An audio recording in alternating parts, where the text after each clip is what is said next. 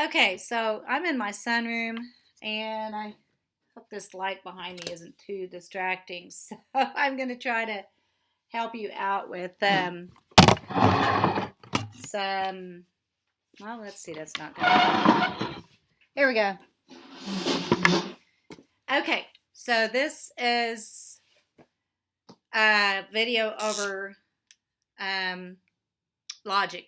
Okay, first of all, P is a statement. That's something that could be either true or false.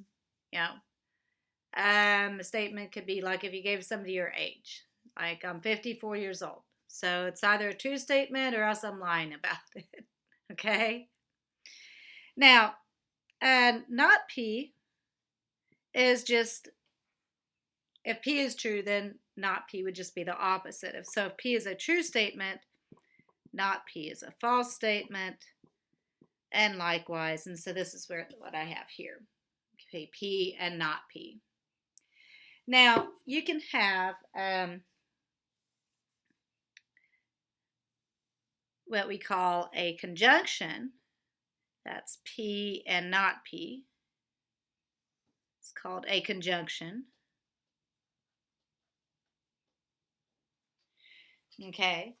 So a conjunction is the word and. We think of and as a conjunction. And with a conjunction, both statements have to be true for you to have a true statement. So if I were to say I am 5'3", but I'm not 5'3", then I would be contradicting myself. That would be a false statement. So an and statement is where both statements have to be true for you to have a true statement. So down here at the very bottom, or let's see, let me get another board. If you have a true and a true, make a true statement, otherwise false.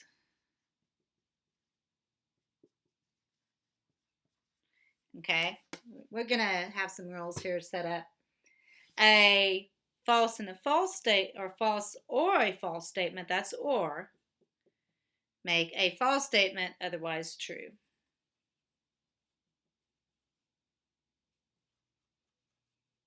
So we have or, we have and. And is a conjunction or is a disjunction. So if I were to have another column for or, P or Q, or P or not Q, or P or not P, I'm sorry. This is a disjunction. It's an or statement. Then at least one statement has to be true to make a true statement, so that I would have two true statements. And this is what we call here, when you have all statements are true, this is called a tautology.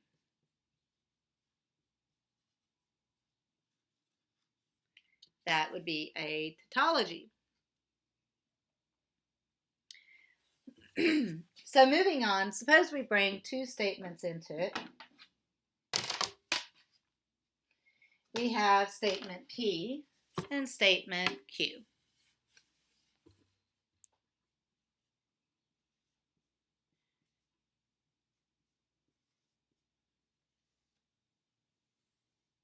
Now, if you have an and statement, those statements have to be true in order for you to have a true statement. When we first set up our truth tables, we always do the first columns the same way. We have for true P, true, true, false, false, true, false, true, false for Q. An and statement is like making promises or taking an oath or, your wedding vows, whatever. You have to have two true statements to have a true statement. You can't just, all conditions have to be satisfied. So the only time, remember, the rules I have here, the only time and is true is if you have two true statements. The only time or is false is when you have two false statements. So and is only true one time. The rest of the time, it would be false. Okay. This is called a conjunction.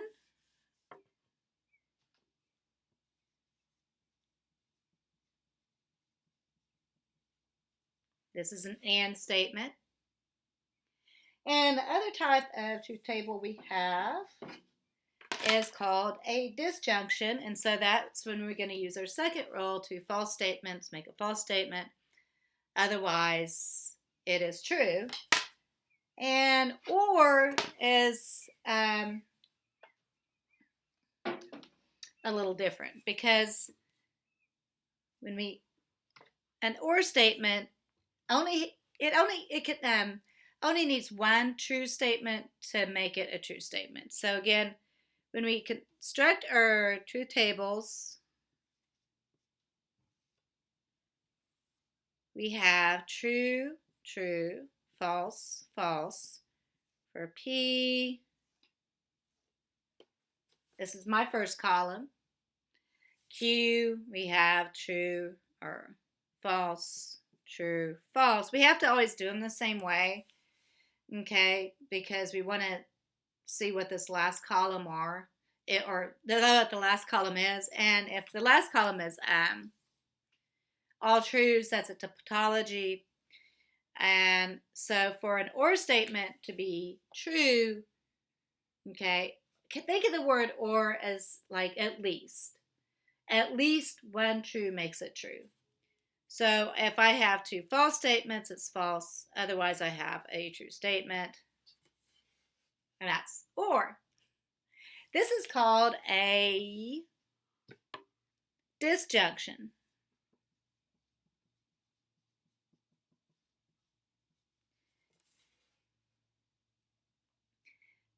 And finally, we have our conditional statements. And the conditional statements, so far, it doesn't really matter if T is before the F or F is before the T. It hasn't really made any difference, right? But it does with these things called conditional statements. And so here is one conditional statement. When you just see the arrow going one way. Okay, this is called conditional. I'm going to put the name of it on the bottom.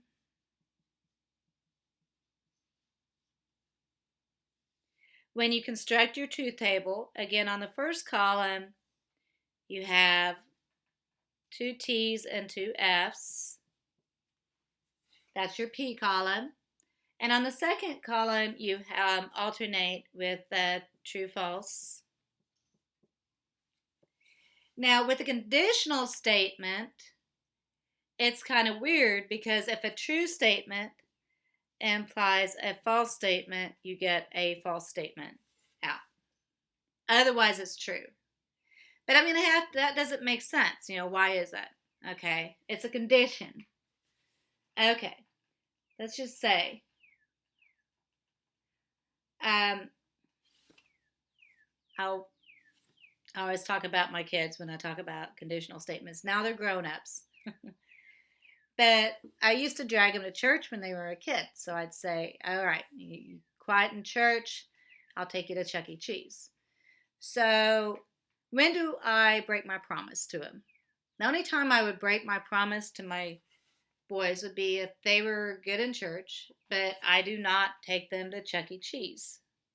Okay? Quiet, Chuck E. Cheese. Okay? So if they're good in church, but I don't take them to Chuck E. Cheese, they're going to feel like I lied to them. That would be a false statement. Okay? Now, otherwise, they're going to be happy. Either they're good, I take them to Chuck E. Cheese. Maybe they're not so great, and they're quiet, but I take them anyway because I want to, spoil them. Or else they're not good, and then I don't take them. I mean, I remember sometimes, when you raise kids, you might occasionally bribe your children when you're in a situation where you don't want it to be embarrassing. Like, hey, be quiet, or else, if you're good, then I will reward you for that, So that's a conditional statement. Now, there's another statement called biconditional. Okay. Biconditional is a little different. That's when the arrow goes both ways.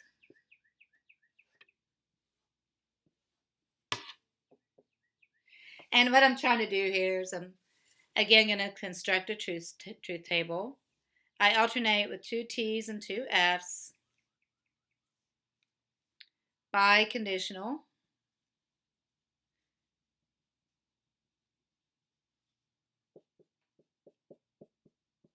This is what I have going on so far. Okay, so now biconditional is kind of like when you,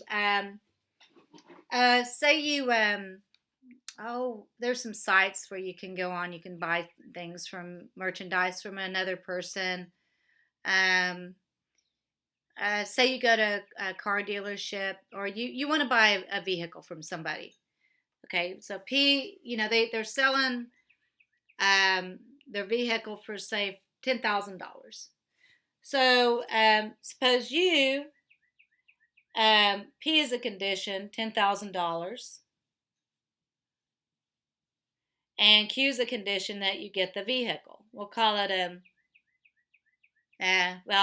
maybe a Corvette. Okay. So either you pay the $10,000, you get the Corvette. That's true. Suppose you pay the $10,000 but you don't get the vehicle, then somebody's been cheated. That would be false. Or you don't pay the $10,000 but you take the vehicle anyway, then you would have cheated the person selling it. Or you decide, no, I'm not going to pay $10,000 and I'm not going to pick up the vehicle. Nobody gets cheated. Okay, so if both conditions match, a true and a true make a true, or a false and a false make a true. That's biconditional. I hope this awkward video helped you in understanding logic.